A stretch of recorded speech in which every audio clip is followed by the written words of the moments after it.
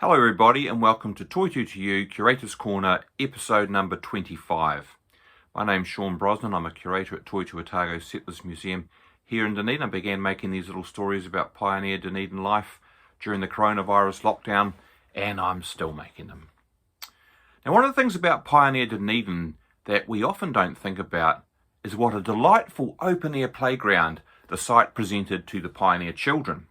None of the chroniclers of the early settlement mention this, of course, because they're all focused on the serious business of building roads and making houses, or on the political events and the personalities. Kids, however, and there were plenty of them in pioneer Dunedin, had an entirely different perspective.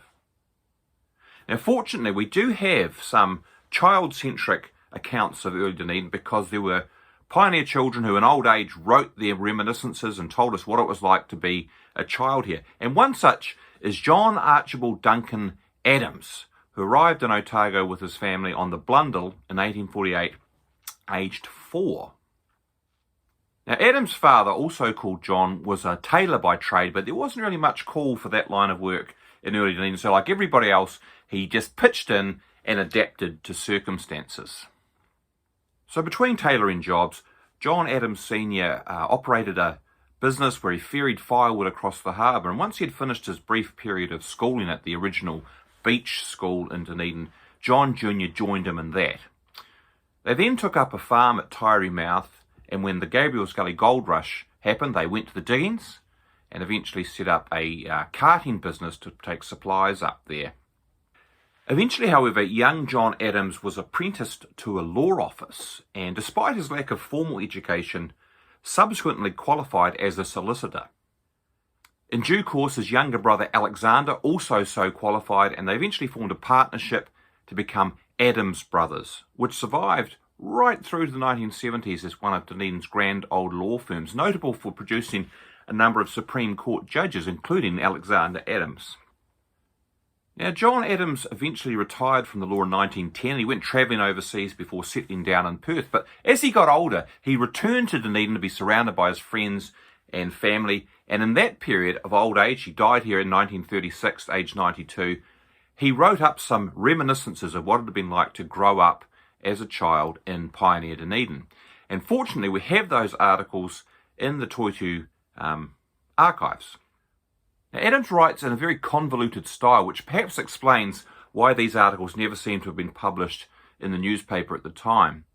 But he also adopts the perspective of his childhood self, which gives his account a unique voice, and also outlines for us what an incredible playground the landscape of pioneer Dunedin was.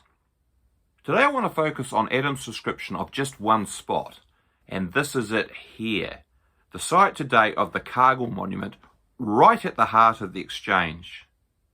Up to the late 1960s, this was probably the busiest intersection in Dunedin, the hub of the public transport network. Back in the 1850s, however, while it was still the central hub of the pioneer village, it was also an amazing adventure play zone for the kids at the nearby school. Adams describes it as effectively their school playground.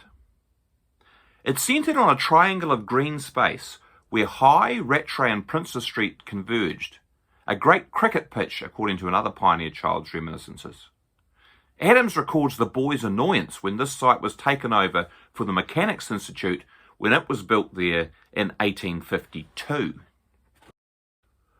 But even then, they still had the beach, right where this green sward ended, with a drop-off over a steep bank to the water on the outer edge of High Street. Now, this bank was covered with scrubby bush and coarse grass, with boulders and sand at its foot that made for an excellent play space, though one that was not very popular with pioneer mothers who had to clean the boys' clothes. And when they weren't larking about at the water's edge, the boys were endlessly fascinated with the bloody goings-on at the town's slaughterhouse that stood right below Princess Street here. Bullocks would be lined up on the street and shot so that their bodies tumbled down into the yard for dismembering. Blood and guts would be turfed out onto the rocks to be washed away by the tide. If they got sick of that spectacle, the boys had the contrasting entertainment of fire and molten metal to watch at Galley's blacksmith shop right next door. Then there was the gentle curve of the beach, made up of grey sand and broken shells from the smithy southwards to the Toitu stream at modern-day Water Street, often enlivened by the Maori boats that parked up there when their owners came to town to sell fish. Adams and his friends often wandered happily through the encampment where the Maori traders slept under their upturned boats. He recalls them being good customers of his father's tailoring business just up the street as well. Now the boys swam and splashed about in the water here too, again to the chagrin of their poor mothers who had to deal with sand-encrusted clothes. And finally, there were the steep banks of Bell Hill itself, which rose up here steeply behind the school as Princes Street wound its way up to the north towards the Octagon over it. Its sides were steep and rugged and covered with bush and brambles, and according to Adams, the kids loved playing there. You can imagine them playing hide and seek or chasing or war games if his generation was anything like mine. So there you have it.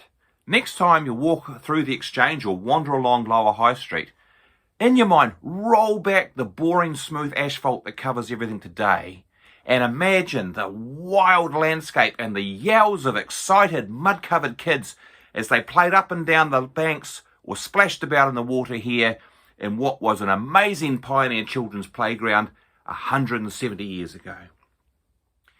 So I hope you enjoyed that story, and if you did, you might like to subscribe to the channel, hit the bell icon to be notified of future episodes. But for today, thanks very much for watching.